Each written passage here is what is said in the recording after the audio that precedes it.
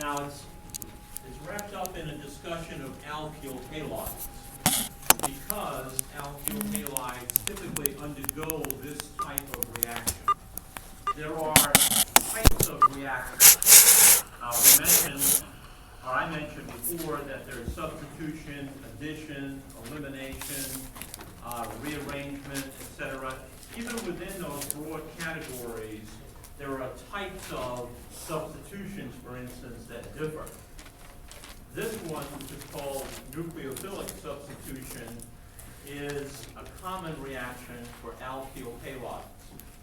And alkyl halides are used as the model for it rather than a more biological type of molecule, just to simplify the issue.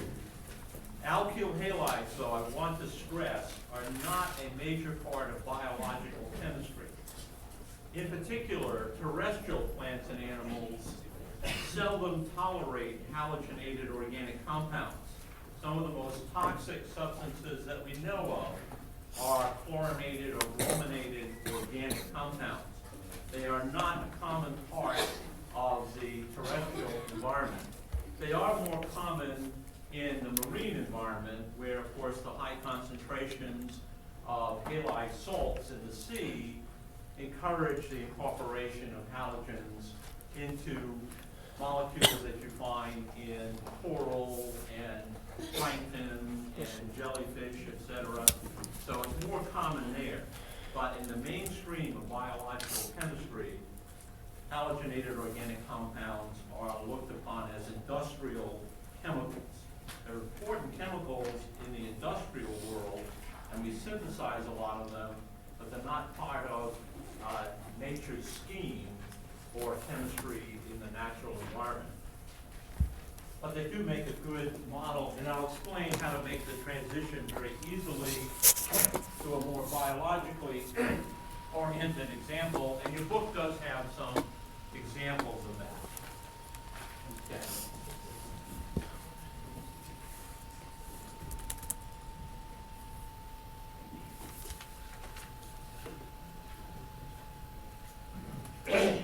Okay, so we have a head start here because we know about alkyl halides in general. We've looked at them before.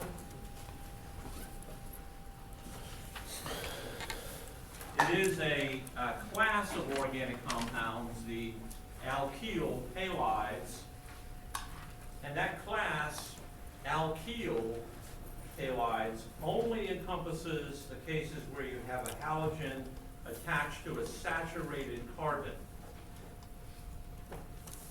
For instance,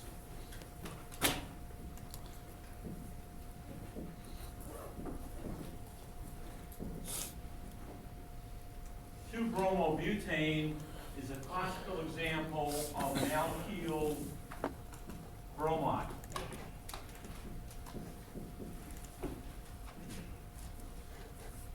Because the bromine is attached to what we call an alkyl group, which is a saturated alkane portion. So Rx is a general symbol where X equals fluorine, chlorine, bromine, or iodine. Those are the 4 stable halogens.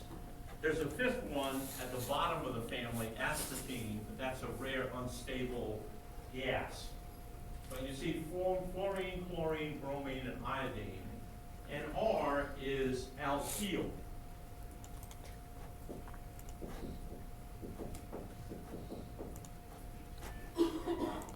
This family does not include cases where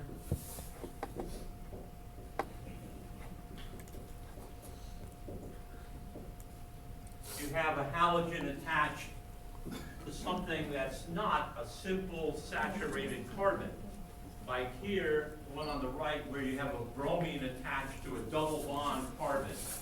That's not part of this discussion. Those have very different properties from the alkyl halide.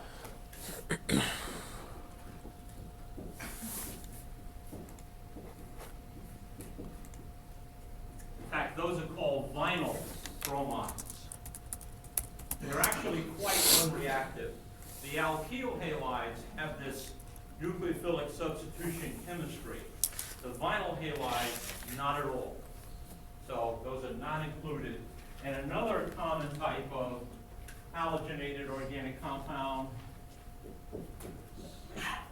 is also not included here. Now you might say it's exactly the same as the vinyl halide, but because this benzene ring has some special properties, it's not just a simple alkene. Those are called aryl, A-R-Y-L.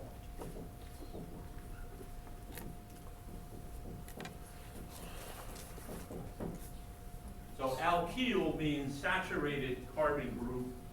Vinyl means carbon-carbon double bond. Aryl means benzene ring. There could be other substituents, but that's the distinction to halogens attached to a benzene ring. And we're not talking again about this kind or this kind of halogenated organic compound, only the alkyl halides. And of course, you know how to name these compounds. That's 2-bromobutane. The physical properties of the alkyl halides are that they're a little more polar than the alkanes. And that should make sense because you know that the carbon-halogen bond is polarized. And in fact, that's the most important thing to remember about them, that the carbon-halogen bond is a so-called polar covalent bond. It's not like a carbon-carbon or a carbon-hydrogen bond. Those are nonpolar. The carbon-bromine, the carbon-chlorine, carbon-fluorine bond, those are polar covalent bonds. And it's the polarity that gives rise to their reactivity. Polar bonds are weaker than nonpolar bonds because that really is a sort of a defect in the sharing philosophy. Remember, nature likes to have the electrons shared equally. This is not allowing that to happen, so it weakens the bond. A carbon-carbon bond is much stronger than a carbon-bromine bond. And a weak bond is a bond that's likely to break, more likely than a strong bond. Remember, there's a dichotomy here where stability and chemistry really are opposite. The more stable something is, the less chemistry it has. It's not going to react easily. The types of molecules that have weak bonds or unstable bonds are the ones that have the most interesting reactivity. And that's the case with alkyl halides. They're a little more polar, but not much more polar than the alkanes. Even though you have that simple, that single polar covalent bond, it's not as polar as a carbon-oxygen or a carbon-nitrogen bond. So alkyl halides are never soluble in water. They're always grease-like molecules. In fact, they're often used as solvents for non-polar materials like greases and waxes. Halogenated organic compounds are great for dissolving oil and grease, for instance. Particularly if you have a lot of halogens.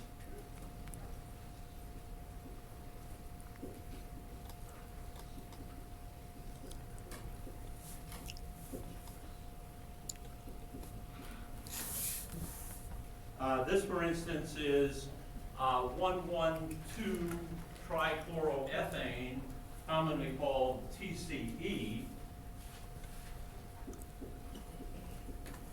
It's a terrific degreaser, and that's why it's a terrible environmental contaminant.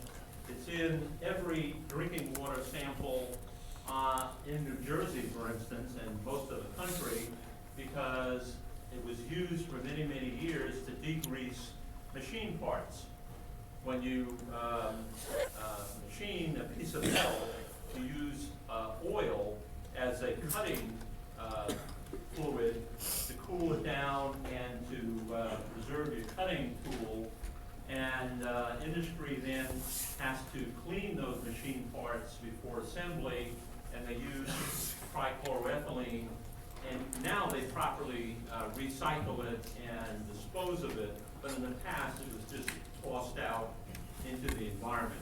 And it's in the groundwater and reservoir waters all throughout New Jersey. And it's a toxic substance, very hard to get rid of. Dry cleaners.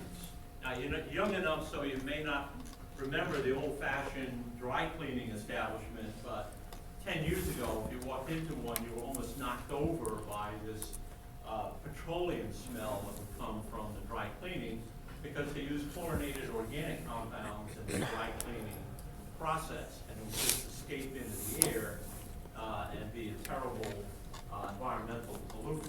Now that's much more carefully controlled, and there are alternatives, so you don't get that smell. It's a lot more expensive.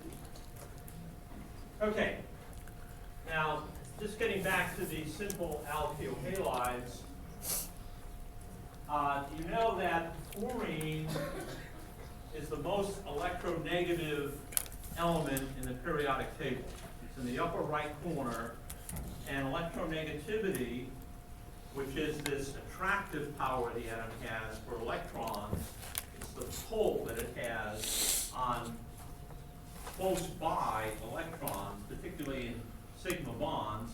That pull, or electronegativity, is highest in fluorine, and then it decreases as you go down the family, and also as you go to the left to the rest of the elements in the periodic table. It's hard to go from a row to a column, but definitely if you're following a row or a column, it decreases as you go down the column, and it decreases as you go to the left in a column. So fluorine is more electronegative than oxygen, oxygen more than nitrogen, nitrogen more than carbon as you move along to the left. But don't try to go from like bromine to oxygen. That's confusing. And in truth, this business of polarity is a very complicated phenomenon because while these bonds are polar, it's affected, how it behaves is affected by other things, like the size of the halogen. For instance, fluorine is very, very different from fluorine when it's attached to carbon. When fluorine is attached to carbon, it's closer to a hydrogen in its properties than it is to a halogen. Fluorinated organic compounds have fluorines that sort of masquerade as hydrogens, and that's because fluorine is so tiny.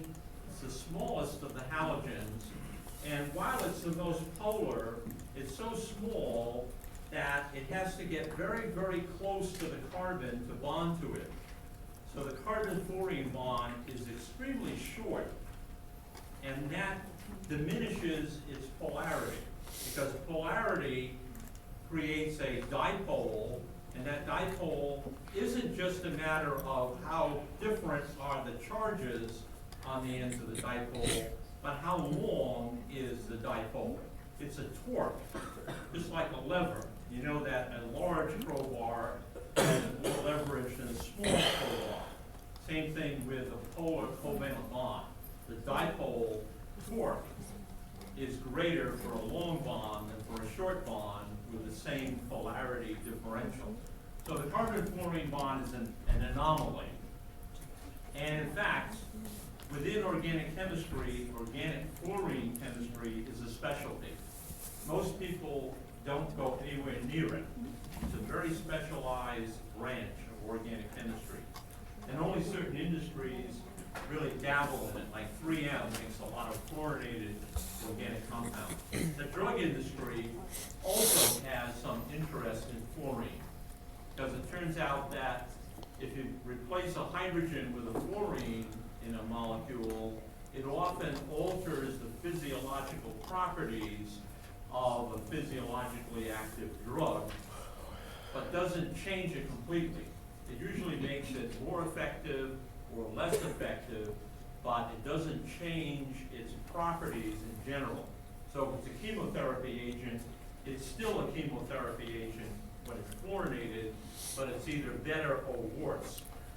Other kinds of substitutions often will completely erase or change the physiological properties of a drug. If you substitute a methyl group for an OH group, all bets are off. But chlorine is a more sophisticated way of tweaking the physiological activity of a drug. And chlorine is a hot atom in the drug industry. Plus, they're very stable, so you're not going to destabilize the molecule and cause it to fall apart and not be able to carry out its function. Okay, so we're not going to really talk about chlorine very much. And I'm not going to talk about iodine very much because the carbon-iodine bond is not very stable environmentally. It's very sensitive to sunlight in particular. The Ci bond breaks into radicals. In other words, by homolysis, breaks into radicals on exposure to even ordinary sunlight. So that makes it really unusable in most commercial settings. Now you do find it in specialized research settings, but generally not iodine in mainstream organic. Chlorine and bromine, on the other hand, you do find a lot. I'm going to talk mostly about chlorinated and brominated organic alkyl halides. Now, of the two, the carbon-chlorine bond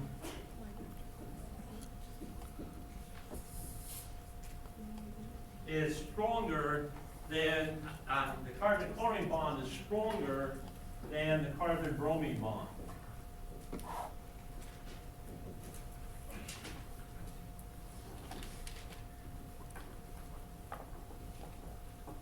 They're both a little bit weaker than a carbon-carbon bond, but of the two, the carbon-bromine bond is noticeably weaker. And brominated organic compounds are typically much more reactive than chlorinated organic compounds. You will see exactly the same chemistry for chlorinated and brominated alkyl halides. But what you'll see is that the brominated compounds do it faster.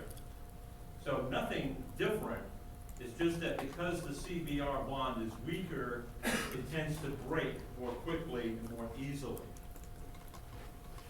Otherwise, you can lump those two together. They do the same thing. You're not going to see any difference. But the rate of reaction is higher for a brominated organic. Now, you actually, in real life, see more chlorinated organic compounds because they're cheaper. Bromine is a big atom.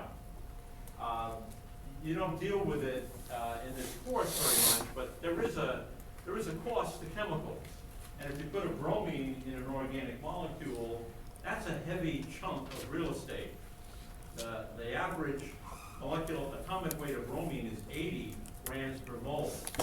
So if you have methyl bromide, for instance, the molecular weight's about 100, but 80% of that is in the bromine. So if you run a chemical reaction that breaks the carbon-bromine bond, you're losing a large amount of mass from your molecule. There's a routine in what's called green chemistry where people worry about these things like the environment and toxicity and cost of chemicals, etc. And one of the factors is called atom economy. The ideal reaction that you run is one where all of the atoms that you put into the reaction are expressed in your product. If you take, say, CBr, methyl bromide, and convert it to methane, you produce methane, but you've lost that heavy bromine atom, so that's a reaction that has poor atom economy. Maybe I'm going to sell the methane and use it for something else, but my molecule that was 100 grams per mole is reduced to 16 grams per mole. That's very poor atomic content. It's just like producing anything else. All of your raw materials should be incorporated in your product, or at least be recyclable. Okay, now,